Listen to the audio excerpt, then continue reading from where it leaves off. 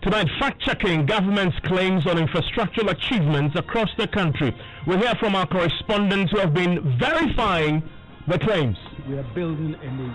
We are building all this infrastructure while staying committed to our social contract. Almost 2 years. It's been 2 years since they came to drill the borehole in the community. They left after drilling it and never came back. It's really disturbing. We had some element of congestion in the dormitories and the classrooms. So the provision of this 12-unit classroom block and the 2 dormitories have indeed helped to ease congestion. And we heard from the NDC as the Vice President, Dr. Mahmoud Bawumia, suggested that the cost of many of the previous government's big-ticket items were bloated.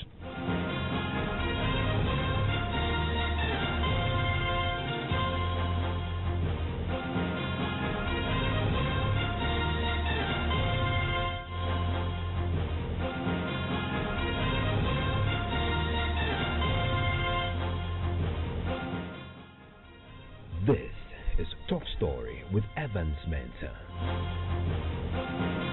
And Top Story is always brought to you by Gas & Cement, the nation building Vodafone. The future is exciting, ready.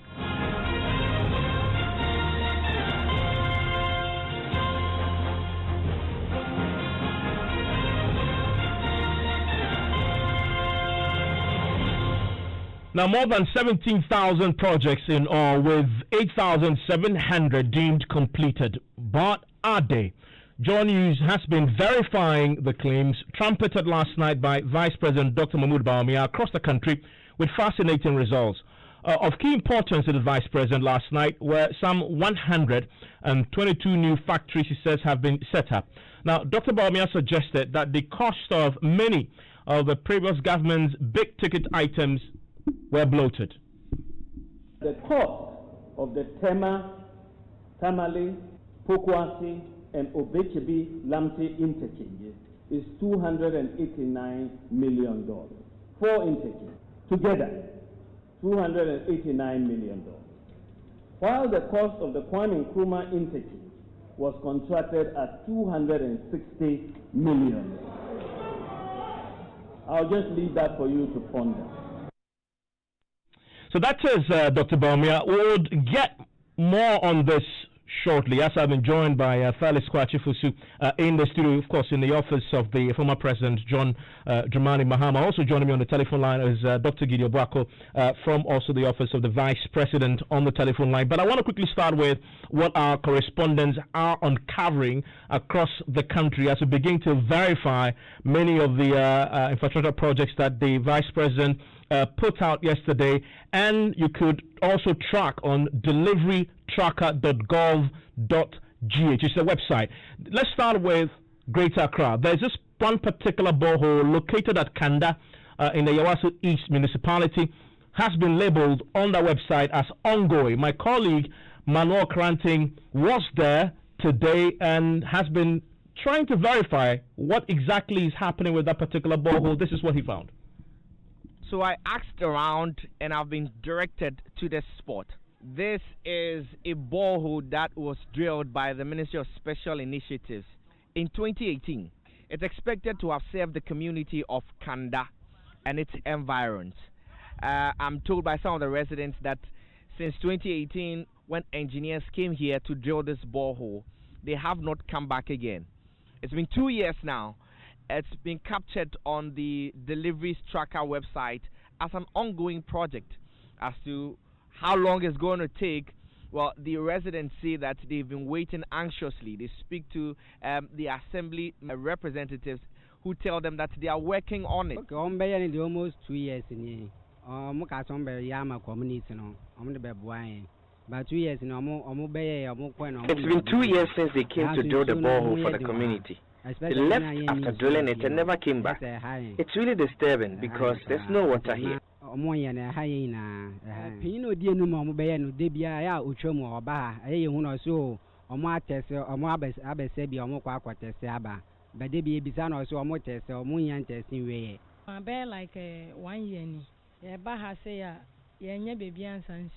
We have no place to fetch water.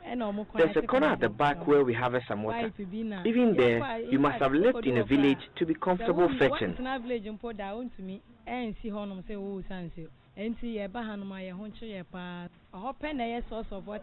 when you come here, it's a big place, almost like an estate, with big hotels and all. Well, a clear case of the haves and the have-not. Whilst in the flats, they are connected to the main Ghana Water Company Limited pipelines. Down here, the folks who live in makeshift structures have had to subject themselves to using this water, which I'm told is coming out from one of the spots which was tested for the mechanization of the borehole. Water that's erupting from beneath the ground overspills from this spirogyra-ridden pillar and moves through this canal into the gutter. While some residents here are left to fetch from the improvised borehole left behind from earlier tests conducted by the engineers, the abandoned project has almost turned the drilled spot into an oasis which keeps grass around it green enough for grazing by cattle. And that has been the story for the past 2 years of this borehole right here. Manos on the studio with me, and also I saw the video. You should watch it. It's on many social media platforms. This really looks abandoned because it's your description tells it all. Exactly. So I mean, the place looks really abandoned with rust, spirogyra growing on the slimy-looking pillar that has been planted by the engineers, signifying the spot that the borehole was drilled. It's like supposed to have been drilled. So the people there have had to subject themselves to improvising and digging up their own. A number of places were sampled as potential spots for drilling the borehole, and so one of them, which was left unattended to by the engineers. So the engineers drilled this site, yes, but never followed through with it. Exactly. And somehow water comes from it. So they laid a pipe, and then they are having to just fetch from there because they don't have access to the Ghana Water Company Limited pipeline. Okay, you followed up to the assembly, the municipal assembly, to try and follow up, check what was happening with this, and what did you find? So what we know is that this project is not being implemented by the assembly. It's being implemented under the Ministry of Special Development Initiatives. And you quite remember that in 2017, Parliament approved some 132 million Ghana cedis for the sinking of about 1,000 boreholes across the country. So this is one of those boreholes, which give or take will be costing around 132,000 Ghana cedis. And so essentially, the director at the assembly tells me that the ministry worked directly with the MPP constituency executives in the area, and so they have absolutely nothing to do with the project. Evans. Mano, thank you very much. I want to go to Sinyani right now because my colleague Precious Semevo has been digging up also in that particular part of the region. Precious, you've been verifying a host of projects captured on the delivery website as announced by the Vice President yesterday. Quickly tell me what you found. Yes, Evans. On the tracker, if you go to Bono region, Sunyani municipality, some projects were captured as having been completed or pending. Now, if you go to Abisin, one of the projects captured as completed is Abisin Market. And indeed, when I got the project has been completed, everything is done, the pavement, everything is done. It's about over 30 stores built as a market for the community. It is not being used, and why it's not being used, it is not clear as of now, but I can say that that project is completed and it is sitting down waiting to be used by the community. But if you come to the educational sector, I came to the Sunyani Secondary School, that is Susek, where some projects were done. And indeed, let me also say that some of the projects, the president himself last year came around to inspect some of those projects by way of helping to decongest the system with the 3 SHS.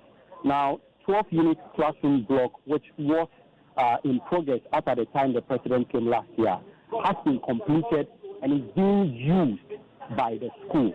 Now, apart from that, 2 sets of dormitories, 4 boys and then girls, with a total capacity for both almost 400 students can occupy that facility. It's also ready and is being used. The only project that is pending or ongoing is a toilet facility for the school, which has also reached an advanced stage. And we've been speaking to the headmaster of the tech, Michael in Japan, and he is really excited and is telling us the impact that those projects is having in the running of the school. And we can take a listen to what 2 dormitories and 1-story 12-unit classroom block that have been completed, and they are being used.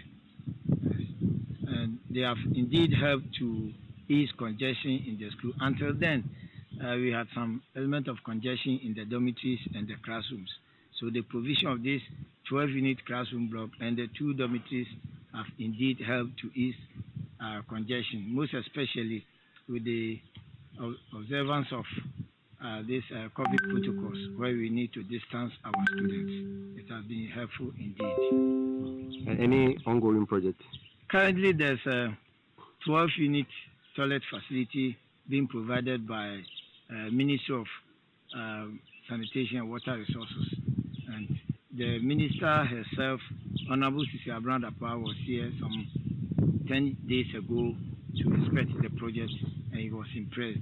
In fact, let me add that she was also impressed with the environment, how we have kept our environment, and we were observing strict adherence to the COVID protocols.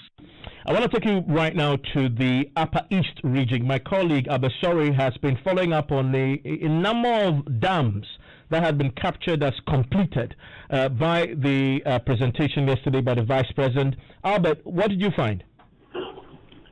Evans, so at the Dachio community in the Bolga East District, we have a dam which the community members said was too flat at the time it had been constructed. Now, during the dry season, they were not able to use this dam for any dry season farming because it was shallow, and so the water wasn't enough. They decided to leave the water there for livestock.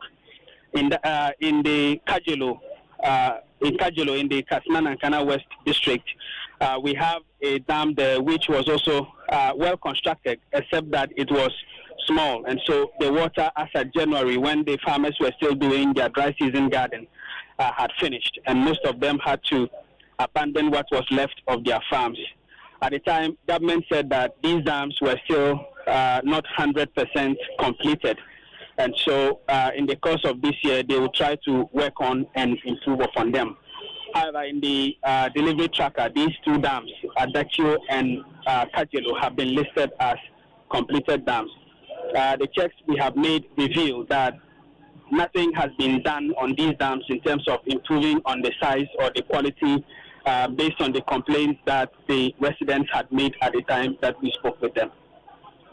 And as you speak, the assembly members have also been speaking to you about the state of these dams. There's a particular dam that, yes, has been complete and is serving its purpose, but several of them, they tell you that it's there, but its usefulness to the people is in question because of defects. Yes, exactly. There's another dam listed in the tracker. That is the Zansribuliga Dam. It's in Timpani.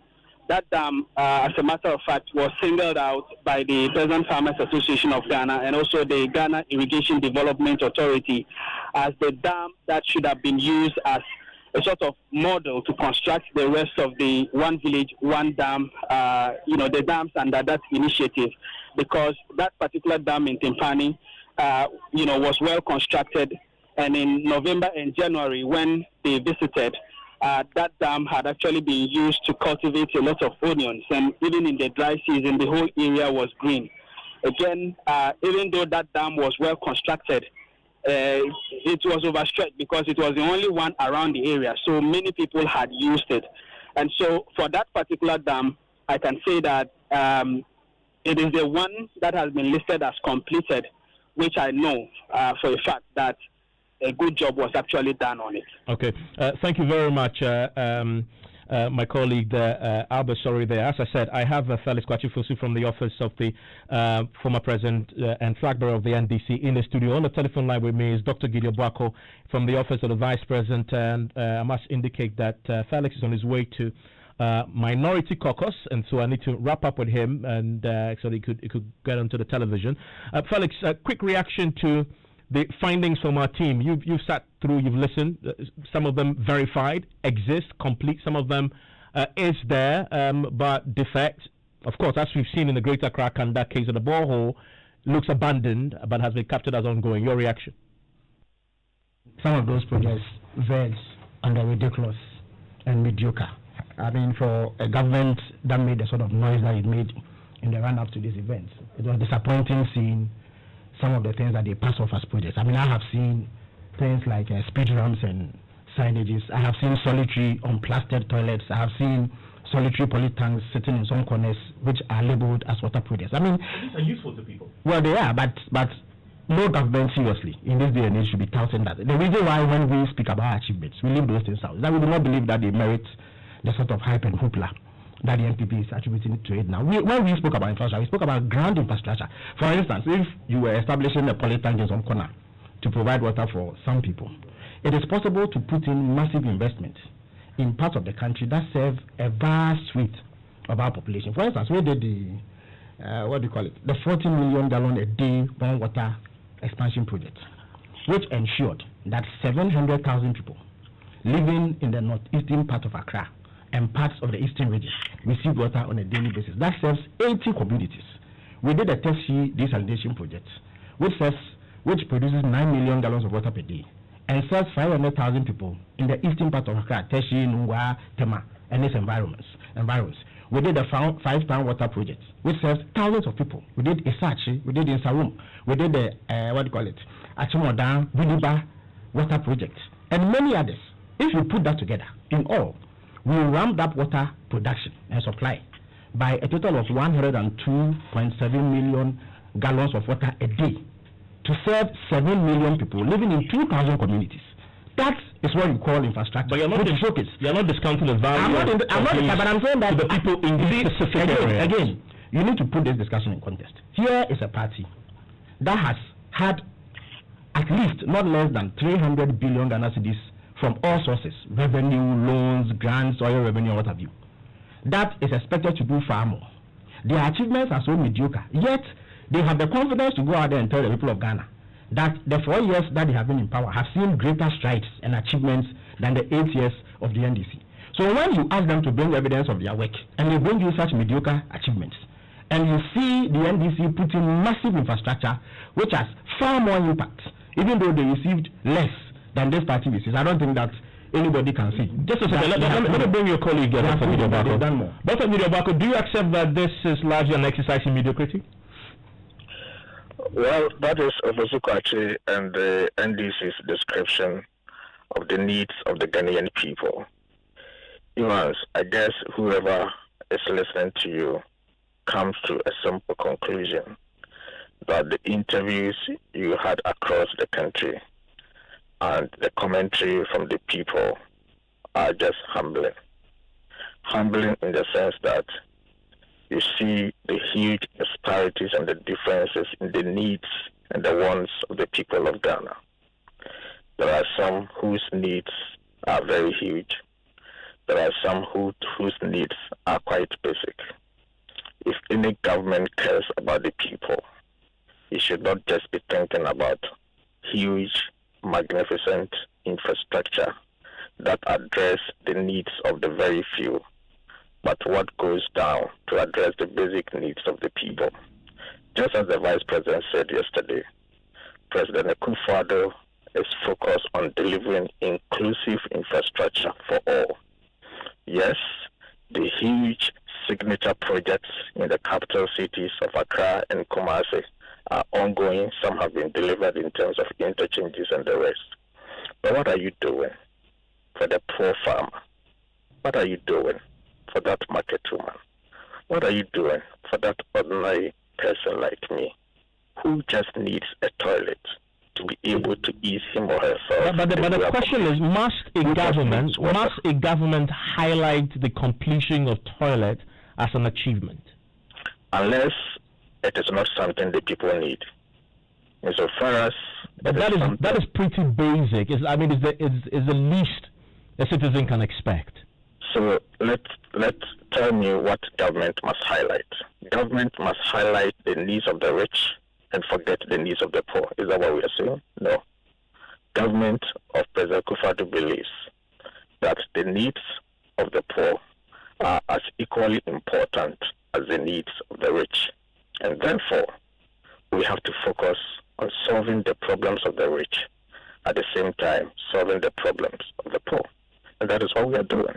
So it beats my thinking that those who profess to be social democrats and standing for the poor would trivialize matters that address the basic needs of the poor. What I find refreshing is the fact that the interviews we conducted across shows that indeed the projects we are talking about are there. Of course, there are some with defects, some that virtually seem abandoned, but we capture them as ongoing. We didn't say complete.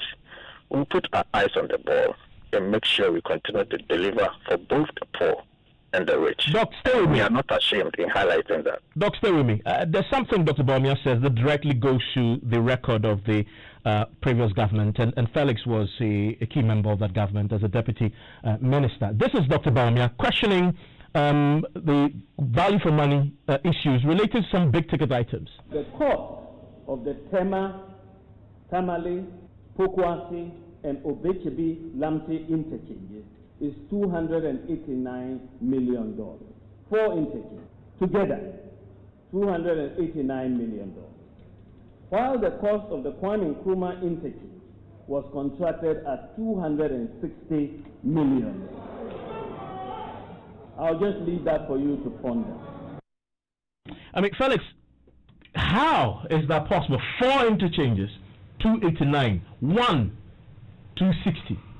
Well, before I come to that, let me quickly respond to Gideon's claims. You see, who says that the poor man cannot benefit from grand projects? When we put in the Pond Water project, I told you that it benefits 700,000 people, some of whom live in the eastern region, in very remote parts.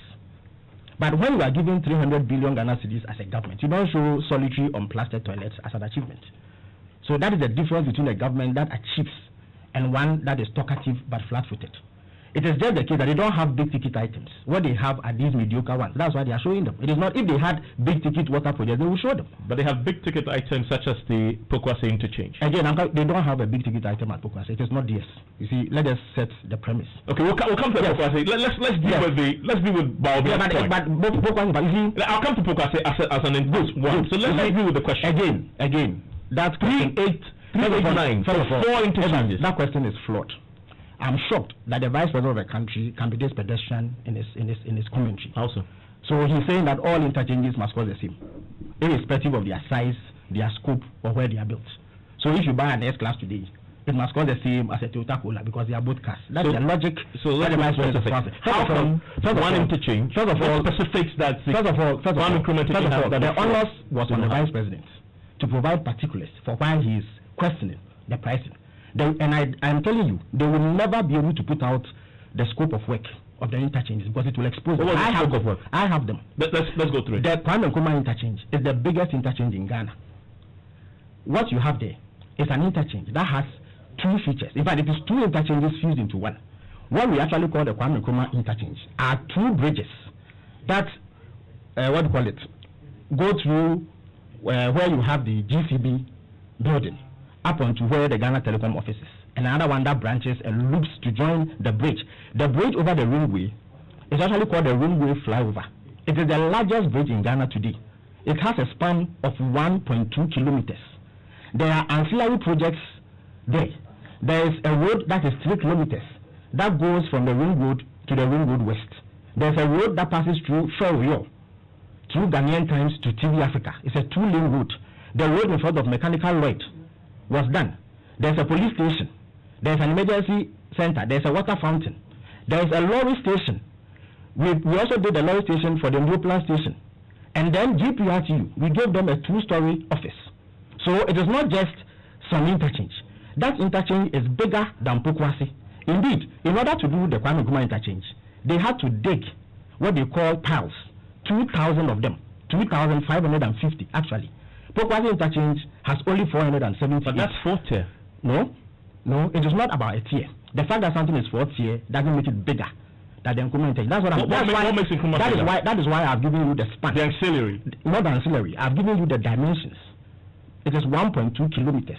The width is 24 meters. It has piles.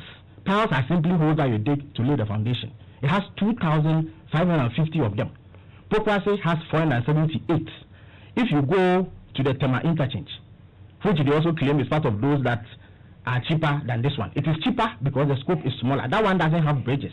They just dug an underpass so that cars can pass on top of it. So the scope of these projects are different.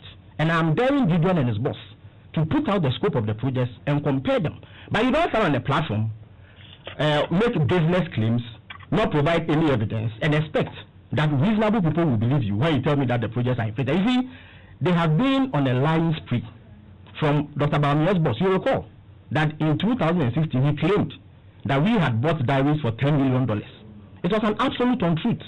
He claimed that the Nkrumah interchange, the Kaswa interchange had been inflated. It took his own current deputy road minister to embarrass him when he pointed out that it cannot be true, Mr. Bumi, because he has measured the road and knows that the scope of work matches the price that is quoted. This is the same President Akufo-Addo who claimed that the road hospital is inflated. It took his own friend Kogu Bako to embarrass him with the facts. So it is just a repetition of age-old falsehoods. And again, today something happened that will expose Dr. Bamia's pension for falsehood. You know, he has been going about saying that we built hospitals for around $38 million. I'm talking about district hospitals, and that they are expensive, and that they will build hospitals for $50 million. Today, President Akufo-Addo went to cut sword for the Shama District Hospital. It is 32 million euros, which translates to $39 million. So, in one breath, he claims that district hospital should be built for $50 million, and then his boss goes to cut a sword for a $39 million district hospital, which is smaller than a $38 million Shai Osudoku Hospital, which is 130 beds. So, I am saying, as a matter of fact, on the basis of available evidence, that what Dr. Bamia said yesterday is false. The scope of work of each project is different. In any event, all the three interchanges that he spoke about, Tema, Obechebilamte, and Pokwase, are projects for which President Mama found money.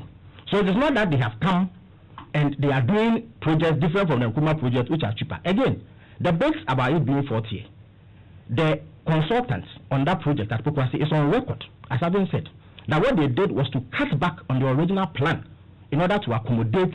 But it was previously meant to be. Let me give you an analogy. One tier shop. Let me give you an analogy. But they had really. Let me give you an analogy. At the same cost. You can build a 4-bedroom house and say that you add a swimming pool at a certain cost. Maybe you can decide that you don't need a swimming pool, so you forgo it and add that swimming pool cost. So what did they forgo? Please add that swimming pool cost to the 4-bedroom house to make it a 5-bedroom house. It doesn't mean that the 4-bedroom house, the swimming pool was cheaper. So what if you listen to the project consultant, he says that they had to cut back on the design. Such that cut back. I'm coming to that if you allow me. First of all, Dr. Bamia didn't provide any evidence. No, but you said it. Yes, but I'm saying that first of all, Dr. Bamia didn't even provide any evidence.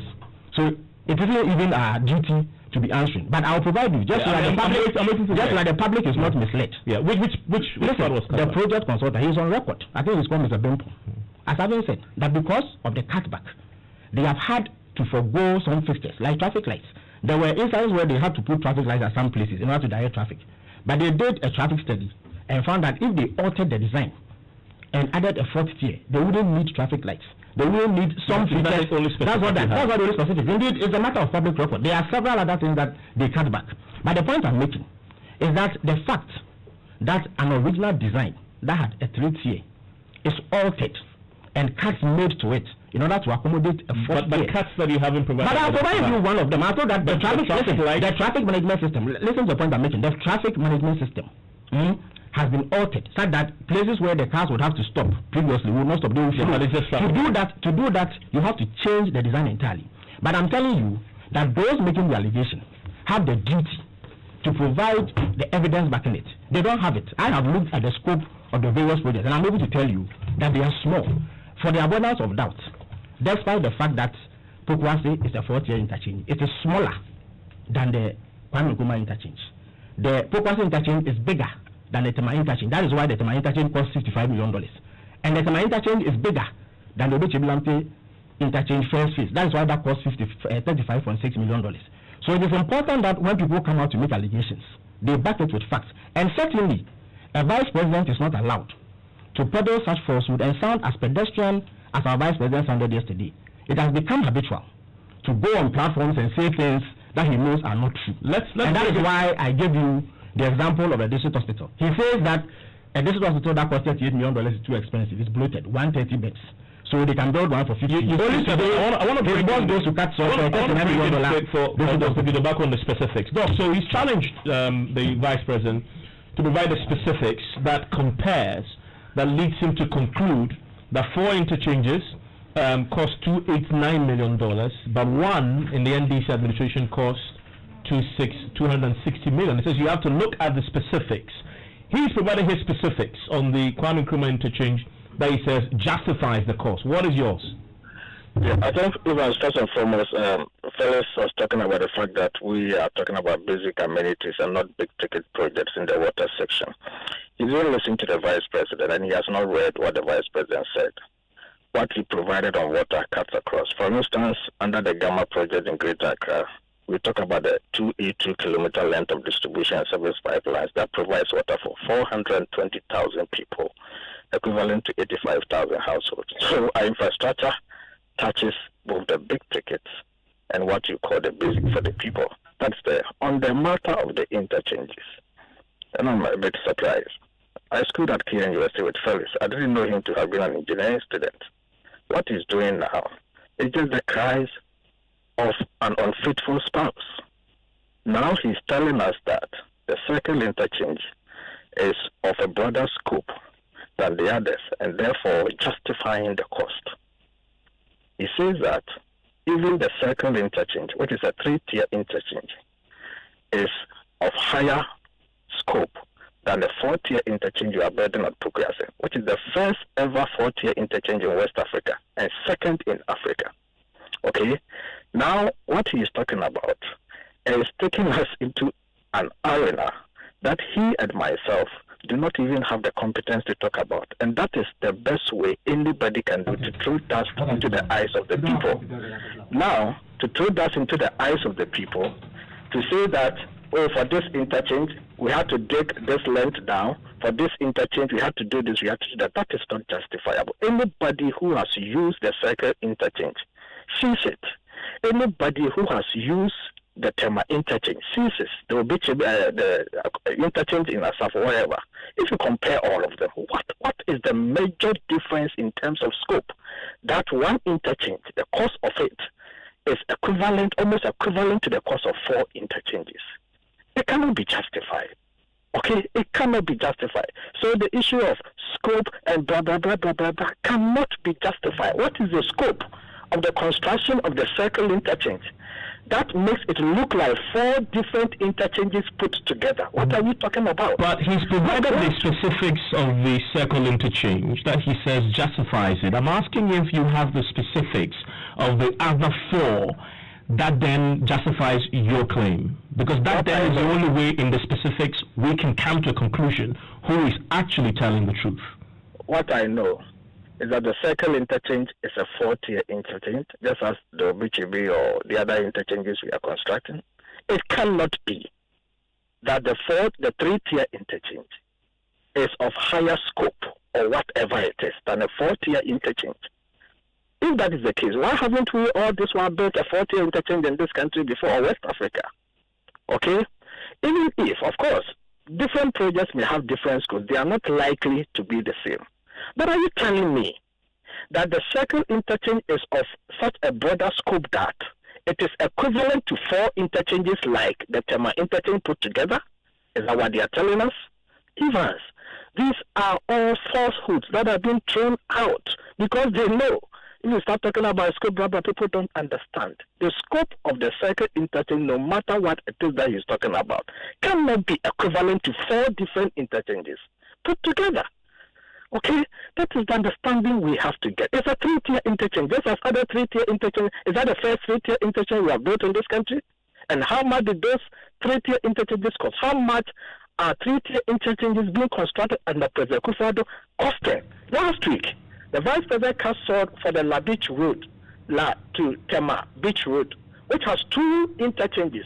It's a road that stretches from the Independence side to Tema, has 2 interchanges, and altogether costing $100 million. Even half of what circle interchange. On the Prokwasi interchange, the Vice President today says you renegotiated it and you got an additional tier at the same cost as the NDC had left it.